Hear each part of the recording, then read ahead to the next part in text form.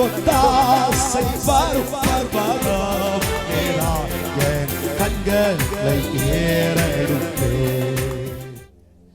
ஆச்சரியமான அற்புதமான ஈசாக்கை பெற்றெடுத்த இந்த மனுஷனை பார்த்து ஆண்டவர் சொன்னார், ஆபிரகாமே நீ ஒன்று செய், உன்னுடைய ஏகசுதன், உன்னுடைய உத்தம புத்திரன், உன்னுடைய இருதயத்துக்கு பிடிச்சவன் ஈசாக்கு என்றாலே சிரிப்பு. ஆபிரகாமுடைய வாழ்க்கையில சிரிச்சதே அப்பதான். கர்த்தருக்கு ஒரு கைத்தட்டு கொடுங்க.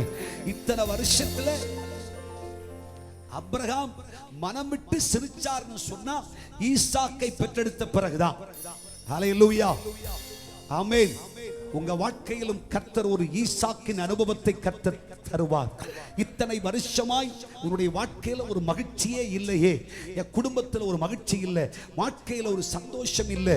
ஐயா, எதற்காக இந்த உலகத்தில் வாழ்றேன்னு எனக்கு தெரியாது, ஏன் இந்த உலகத்தில் வாழ்கிறேன் என்று துக்கத்தையே தினமும் அனுபவித்துக் கொண்டிருக்கிற உனக்கு கர்த்தர் சொல்லுகிறார், ஒரு புன்னகை உனக்கு காத்து கொண்டிருக்கிறது, ஒரு மகிழ்ச்சி காத்து கொண்டிருக்கிறது. தேவன் உன்னுடைய வாழ்க்கையிலே குடும்பத்திலே ஒரு மகிழ்ச்சியை, ஒரு சந்தோஷத்தை கர்த்தர் தரும் காலம் சமீபமாயிற்று. கர்த்தர் அதை செய்ய போகிறார். நீ மகிழ்ந்திருப்பாய், நீ சுகித்திருப்பாய்.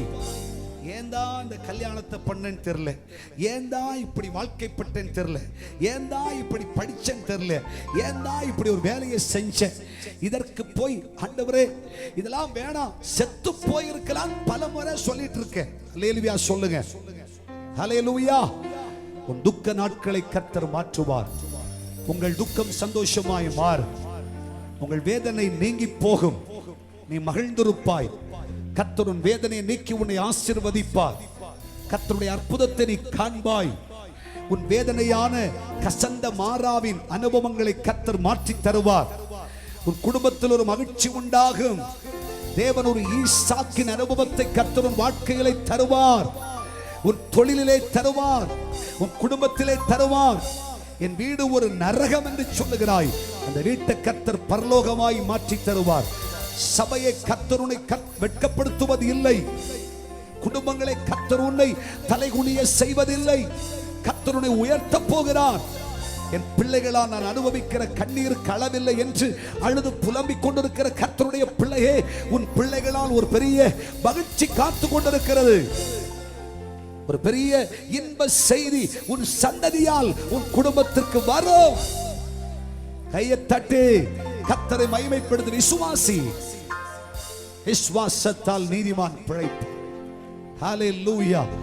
உழைத்தும் பயனில்லை, வேலை செய்தும் பயனில்லை என்று வேதனையோடு வந்திருக்கிற கர்த்தருடைய பிள்ளையே, பல வருஷங்களாய் காலங்களாக ஒரு நாள் என் வீட்டில் சந்தோஷம் இல்லையே என்று அழுகிற உன் குடும்பத்திற்கு கர்த்தர் ஒரு புன்னகை, ஒரு சிரிப்ப, சந்தோஷத்தை, சமாதானத்தை கர்த்தர் தருகிறார். எத்தனை பேர் இதை விசுவாசிக்கிறீர்கள்? கொத்தாசை வரும் பர்வதம் மேலாய் என் கண்களை